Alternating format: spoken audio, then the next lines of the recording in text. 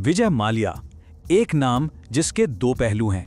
एक तरफ ऐशो इशरत, कामयाबी और ग्लैमर, तो दूसरी तरफ 9,000 करोड़ रुपए का एक ऐसा मालियाती स्कैंडल जिसने पूरे हिंदुस्तान को हिलाकर रख दिया। चलें इस कहानी की गहराई में उतरते हैं। तारीख थी 2 मार्च 2016 की रात। दिल्ली एयरपोर्ट से एक प्राइवेट जेट ने उड़ान भरी और रात के अंधेरे में गुम हो गया। इसके अंदर विजय माल्या थे और इस परवाज के साथ ही वो हमेशा के लिए हिंदुस्तान छोड़कर जा चुके थे। तो आखिर ये सब हुआ कैसे? वो शख्स जिसे किंग ऑफ गुड टाइम्स कहा जाता था, वो हिंदुस्तान का सबसे बड़ा भगोड़ा कैसे बन गया? इस सवाल का जवाब ढूंढने के लिए हमें वक्त में थोड़ा पीछे जाना पड़ेगा। तो कहानी का आगाज होता है विजय माल्या के उरूज से, एक ऐसे दौर से जब उनका नाम कामयाबी की जमानत समझा जाता था। विजय माल्या की जिंदगी शुरू से ही गैर मामूली थी। देखें, 1955 में एक बड़े कारोबारी खानदान में पैदा हुए और फिर सिर्फ 28 साल की उम्र में अपने वालिद का वसी व अरीज कारोबार संभाल लिया। लेकिन असल कहानी का मोड़ आया 2003 में, जब उनके जहन में अपनी एयरलाइन शुरू करने का ख्याल आया। और इस एक ख्याल ने इनके शाहाना तर्ज जिंदगी को जैसे पर ही लगा दिए। जरा इस लिस्ट पर एक नजर तो दौड़ाएं। 250 से ज्यादा लग्जरी कारें, दुनिया के महंगे तरीन शहरों में घर, फॉर्मूला 1 और IPL की टीमें और एक देव हैकल यॉट। इनकी पार्टियां तो पूरे मुल्क में मशहूर थीं, जहां कामयाबी का जश्न मनाया जाता था। लेकिन कहते हैं ना, हर उरूज को जवाल है, और माल्या के केस में ये जवाल उनके सबसे बड़े ख्वाब यानी किंगफिशर एयरलाइंस की शक्ल में आया। अब मसला था कहाँ? मसला था किंगफिशर के बिजनेस मॉडल की बुनियाद में ही। देखें, एयरलाइन की दुनिया में दो ही मॉडल चलते थे। एक तरफ थी प्रीमियम एयरलाइंस जो महंगी टिकट के बदले बेहतरीन सर्विस देती थी।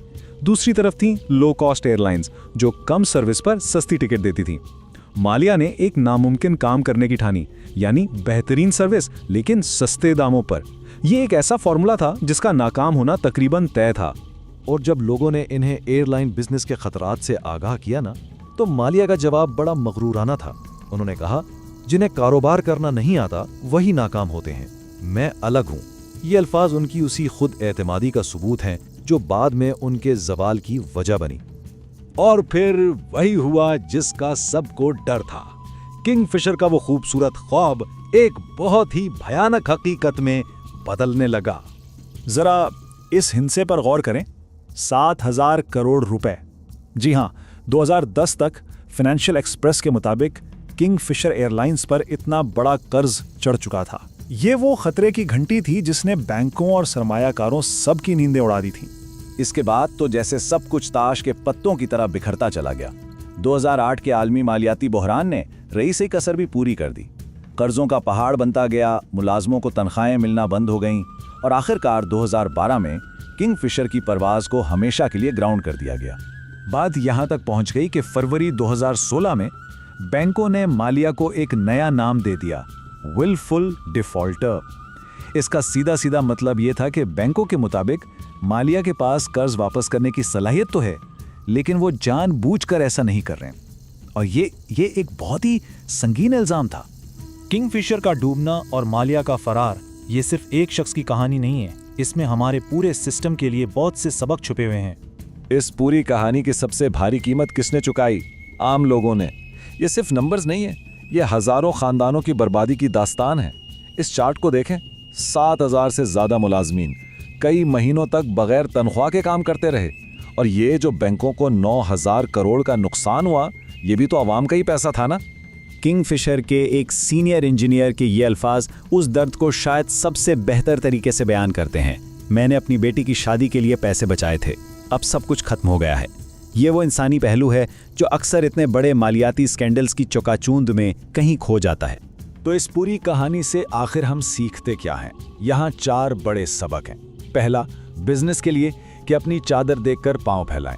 दूसरा, सरमायाकारों के लिए कि कर्ज पर मबनी तरक्की को हमेशा शक की निगाह से देखें।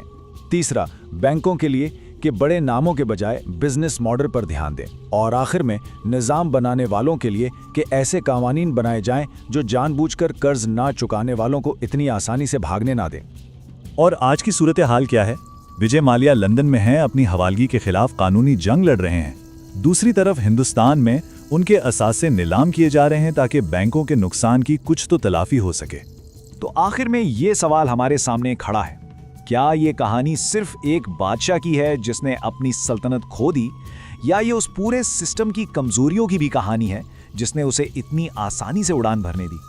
ये एक ऐसा सवाल है जिस पर हम सबको सोचने की जरूरत है।